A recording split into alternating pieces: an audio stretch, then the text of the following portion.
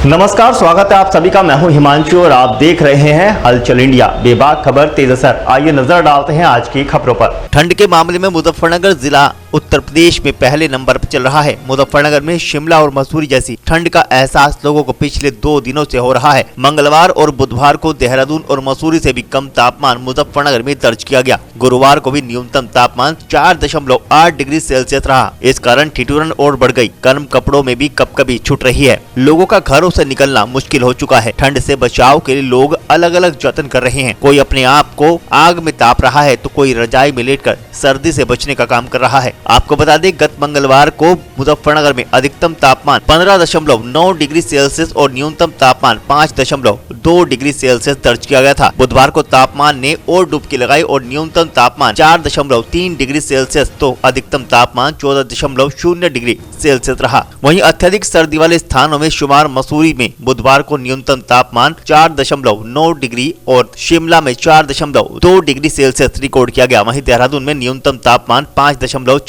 Degree Celsius रहा। ऐसे में कह सकते हैं कि शिमला, मसूरी और देहरादून वाली सर्दी का एहसास मुजफ्फरनगर में ही मिल रहा है। गुरुवार को भी मुजफ्फरनगर का न्यूनतम तापमान कम ही रहा, 4.8 डिग्री ही तापमान रहा। इतनी अधिक ठंड का असर बाजारों में पड़ रहा है। बाजारों में ग्राहक कम पहुंच रहे हैं। शहर के Shiv Chowk, Bhagat Singh road, Ansari road, SD market, Jhansi Rani, court road और सदर बाजार आदि में आम दिनों में ग्राहक की भीड़ रहती है, लेकिन अधिक सर्दी की वजह से दुकानदार खाली बैठे नजर आए। आजकल जो मौसम पड़ रहा है, अब सर्दी का अब पीक पीरियड आ चुका है, क्योंकि जनवरी का महीना चल रहा है और जनवरी में हमेशा सर्दी पड़ती है और इसी तरह से सर्दी पड़ भी रही है। तो इस समय आजकल जो टेम्परेचर चल रहा है वो लगभग 5 डिग्री के आसपास मिनिमम पहुंच चुका है और अब और ज़्यादा नीचे जाने की उम्मीद है और मैक्सिमम हमारा 12-13 या 14 के आसपास टेम्परेचर चल रहा है मैक्सिमम। ठीक है, अब इससे बात यह है कि इस टेम्परेचर से क्या घटने बढ़ने से क्या नुकसान है, क्या फ़ायदे हैं। ये जो ठंड पड़ रही है, ये हमारी जो गेहूं की फसल है, ये उसके लिए सबसे ज़्यादा अच्छी रामबाण है। गेहूं हमेशा ठंड में बनता है। जितनी ठंड ज़्यादा लंबी पड़ेगी, लंबे समय तक पड़ेगी, ज़्यादा पड़ेगी, गेहूं उतना ही बढ़िया होगा और उतनी ही पैदावार अच्छी होगी। ठीक है, अब रही बात ये कोहरे की। जब कोहरा ज़्यादा पड़ता है, लगातार अगर कोहरा पड़ेगा तो कोहरे में हमारा माहू पैदा हो जाता है। तो जो माहू वाली फसल है, जैसे आपकी सरसों की फसल है, इस तरह की जो फसल है, उसमें माहू लगने का डर रहता है। इसमें माहू लग सकता है। और रही बात बच्चे हैं, बुजुर्ग हैं, तो इस ठंड से मेरी ये सलाह है कि बुजुर्ग और बच्चे अधिकतर ज़्यादा समय तक लिहाफ में रहें, इस ठंड से बचते रहें और बुजुर्गों को अलाए पे उनको आग से तपाते रहें। और जगह जगह आजकल अलावा लग भी रहे होंगे, तो इन बच्चों को, क्योंकि जल्दी निमोनिया पकड़ लेता है, इसलिए बच्चों को भी कपड़ों में रखें, ज़्यादातर लिहाफ में रखें।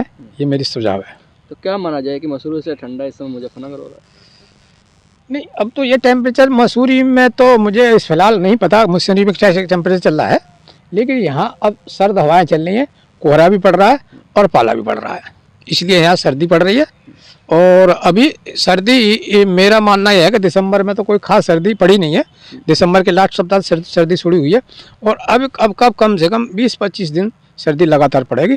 इसलिए सभी लोगों से मेरा आग्रह है कि सभी लोग सर्दी से बचाव रखें। जा सकता है कि मसूरी जितनी ठंड मुजफ्फरनगर में फिलहाल पड़ रही है, नहीं, कभी कभी मसूरी में पड़ती है वो ठंड यहाँ भी हो जाती है, लेकिन कभी कभी मसूरी में जैसा है मौसम यहाँ में नहीं रहता, लेकिन यहाँ ठंड टेम्परेचर जो है अब और धीरे धीरे नीचे गिरे। वक्त हो चला है आपसे विदा लेने का। कल फिर होंगे हाजिर कुछ नई और ताज़ा खबरों के साथ। तब तक के लिए दीजिए हमें इजाजत। नमस्कार, देखते रहिए हलचल इंडिया।